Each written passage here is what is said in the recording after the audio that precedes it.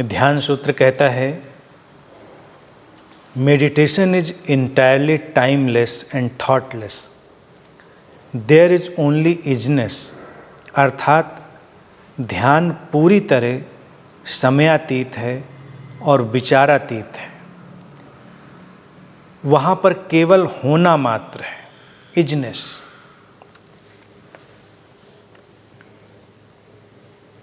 Timeless and thoughtless. ध्यान ऐसा ही है, विचार से परे, समय से परे। लेकिन ये जो विचार से परे और समय से परे की चीज़ है, इसको हमें बहुत सरलता से समझ लेना चाहिए,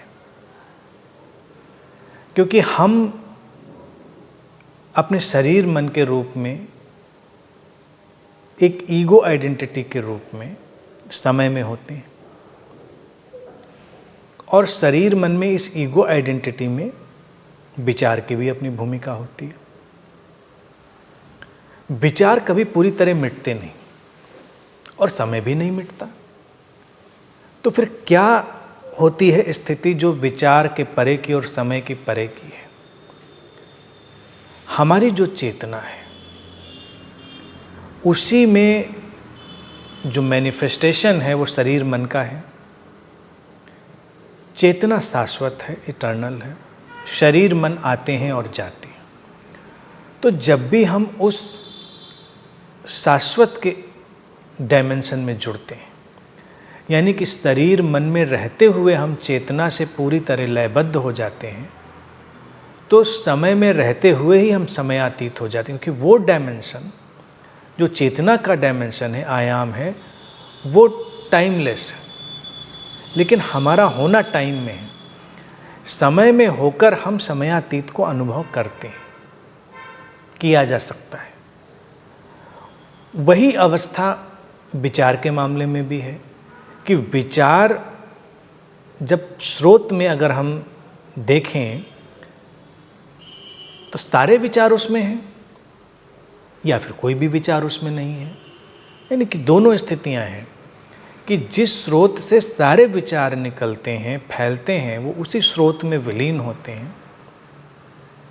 लेकिन बॉडी माइंड में रहते हुए, शरीर मन में रहते हुए विचारों की अपनी उपयोगिता है, विचारों की अपनी ज़रूरत है। तो वो विचार अपनी उपयोगिता के अनुसार, ज़रूरत के अनुसार हमारे पास रहते हैं, वो समाप्त नहीं होते। लेकिन स्रोत से संबंधित होना, लयबद्ध हो जाना, वो हमको उस आयाम का एहसास कराता है जहाँ पर ऐसा लगता है कि कोई विचार नहीं है, लेकिन फिर दूसरे ही क्षण ये भी एहसास हो पाता है, ये भी दिखाई दे पाता है कि सारे विचार हैं, बस उनसे एक दूरी है।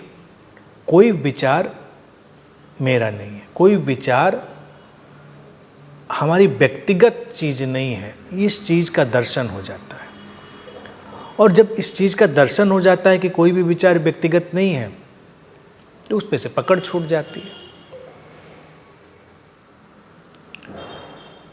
विचारों पर से पकड़ छूट जाना ही विचारातीत आयाम में प्रवेश है। यानी कोई विचार मेरा नहीं, सारे विचार उस स्रोत से उठते हैं और उस स्रोत में ही विलीन होते हैं। स्रोत में समय नहीं है, क्योंकि सारा समय उसी में है। तो इस ढंग से जब हम प्रवेश करते हैं ध्यान के जगत में, तो जो घटना घटती है निष्पत्ति के रूप में, आउटकम के रूप में, उसी को सूत्र में कहा है इजनेस, होना मात्र। होना मात्र है। होना मात्र यानी कि केवल अपने होने का एहसास, the sense of I am. और जो सेंस ऑफ आई एम है, होना मात्र है, वो इम्पर्सनल है, अवैयक्तिक है। और जो अवैयक्तिक है, इम्पर्सनल है, उस पर कोई पकड़ नहीं है, न विचार की न समय की। इसीलिए ध्यान के परिणाम स्वरूप ये होना मात्र घटता है, और ये होना मात्र, ये इजनेस, यही परम शांति और अकारण प्रसन्नता का स्रोत है, जिसमें वो साधक हमेशा बना रहता है।